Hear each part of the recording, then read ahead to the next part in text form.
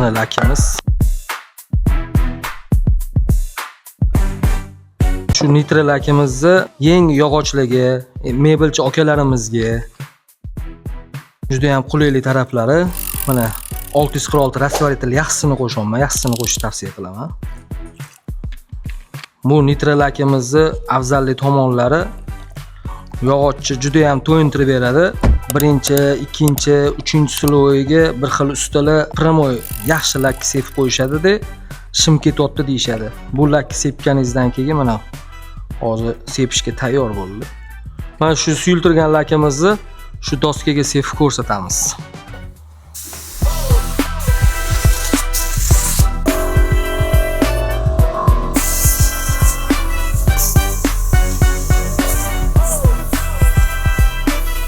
Mana nitra lakimizni sepdik, quridi.